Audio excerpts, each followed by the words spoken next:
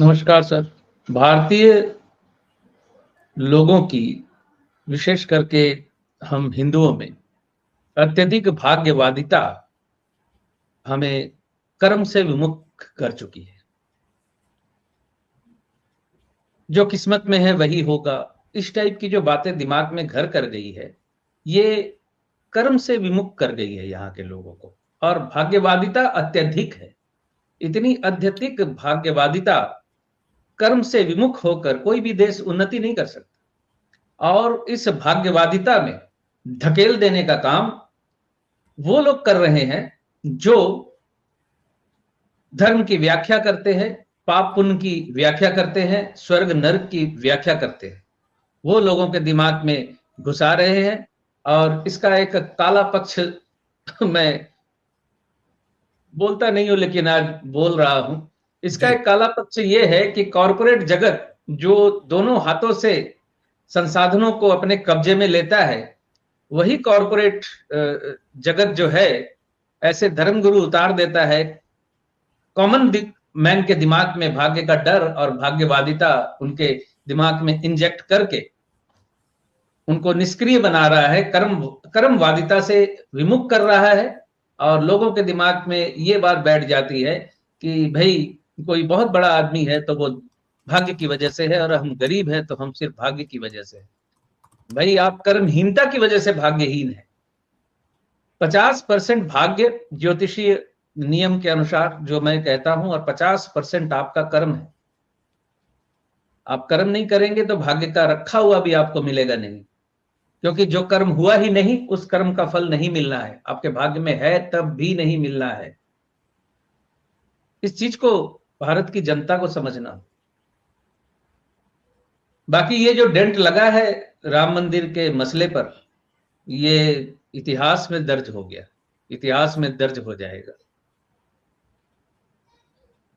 एक farmer home secretary Bharatvarsh के रामचरितमानस उन्होंने 1 किलो सोने की बनाकर दी थी, वो भी नहीं मिल रही है। और फिर आश्चर्यतम बात यह है कि महाकाल मंदिर का एक सच भी सामने आया था। एक बद्रीनाथ मंदिर का भी सच आ गया सर, वो भी लूट रहे हैं सर। हाँ, तो ऐसी बातें तो उभर के सामने आ ही रही हैं। ये तो प्रशासन का दायित्व है कि ऐसी चीजें ना हो, लेकिन क्यों फेल है ऐसे दायित्व में, ये लोगों को सोचना होगा। सिर्फ हम सोचेंगे तो क्या होगा, हमारे सोचने से क्या होने वाला है। लोगों को सोचना होगा कि जिम्मेदारी क्यों नहीं, क्यों ऐसा हो रहा है, मैनेजमेंट ऐसा क्यों बैठाया जा रहा है। अकूत धन संपत्ति रही है हमारे भारतवर्ष के मंदिरों में, एक आध बार ऊंच नीच होती रही है, लेकिन इस तरीके से पूरा एकदम खजाना ही गायब हो जाए तो नहीं सुना मैंने सर। सॉरी टू से, मैंने नहीं सुना। और हम क्या कर सकते हैं सुन के।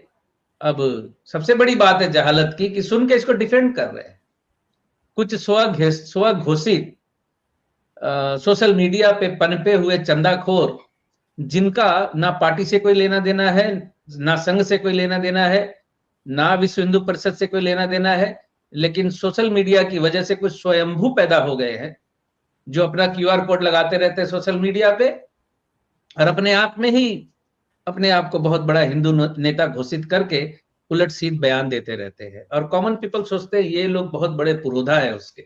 मैं नाम नहीं लूंगा किसी के, सोशल मीडिया पे रहने वाले लोग समझते हैं कि हिंदू का पैसा, ये अपने आप को असली सनातनी बोलते हैं। ये मंदिर वाले भी सनातनी बोलते हैं, ट्रस्ट वाले भी, कि हम सनातन की रक्षा कर रहे हैं।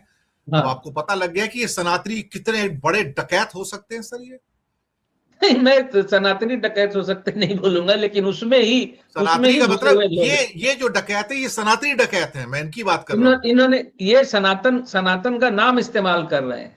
हाँ, और ये जो सरकार है या जो एडमिनिस्ट्रेशन है, मैं समझता हूं इन सब चीजों पे इनका कंट्रोल होना जरूरी था कि भाई हम प्रशासन में है, हम शासन व्यवस्था देख रहे हैं, आपको जिम्मेदारी नहीं दी है हमने।